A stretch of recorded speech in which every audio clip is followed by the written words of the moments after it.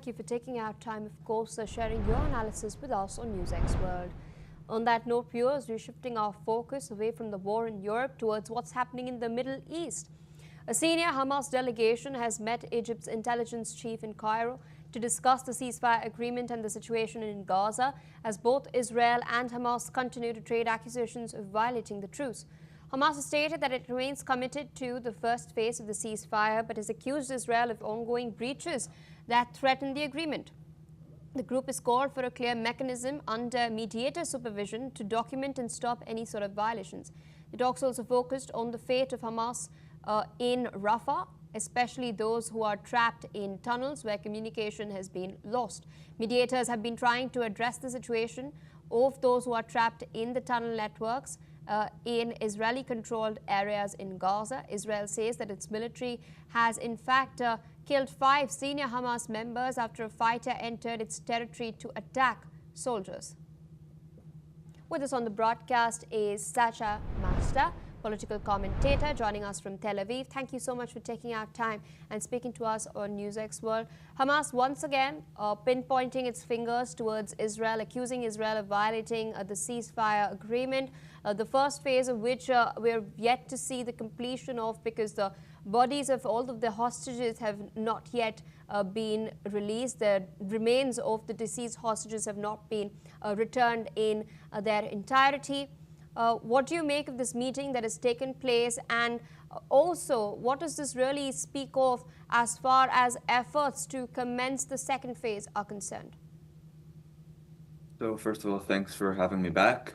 We saw Hamas's delegation in Cairo is nothing more than just another show put on by Hamas to make it look like they're serious in negotiations, but all they're negotiating is their own survival. Phase 2 is, in fact, their end in Gaza. It's their disarmament and leaving the Gaza Strip. So when we saw that Hamas began negotiating phase 2, it doesn't really make sense to somebody who's read and understood the Trump plan. So all this can be understood as Hamas trying to stage their own political survival and hope that the international pressure that had been placed on them will eventually end, as they've been able to prolong the negotiations and they've been able to prolong phase 1 for so long.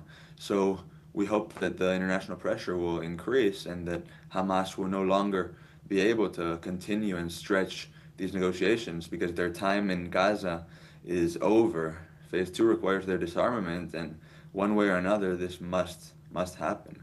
And so I wouldn't look into this negotiation meeting in Cairo as anything more than a staged show like has been going on for the past 2 weeks, when they've refused to release hostages and had been testing the limits of this ceasefire. And we'll have to see in the next few days what's going to happen with the ISF, because that's going to determine the future of Hamas in Gaza and whether Hamas will be disarmed by an international coalition or whether Israel have to be the ones that do it. Indeed, I'd like to digress a little bit over here and speak about Hezbollah. We've recently seen a strike. It's not been confirmed yet, but there are reports circulating that Haytham Ali Tabatabai, who's the de facto leader of the Hezbollah forces that are trying to regroup in Lebanon, has now been killed in this fresh strike in southern Beirut. What were Israel's motivations to carry out this attack? What sort of messaging is Israel trying to send, not just to Hezbollah, but to the Lebanese government as well? The message to the region, in fact, is clear, that Israel won't allow terrorists that openly threaten to destroy the state of Israel, won't allow them to exist and to build up their ammunition and build up their terror army to threaten and attack Israel.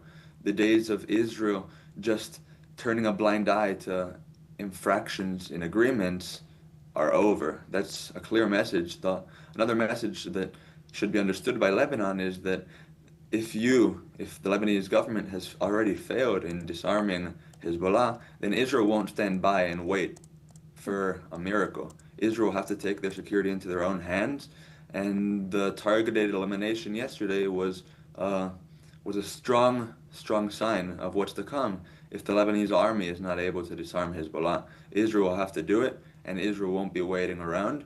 It's a very, very significant elimination as well, because this chief of staff of Hezbollah was also the man in charge of allocating Iranian funds and deciding how the terrorist army will operate.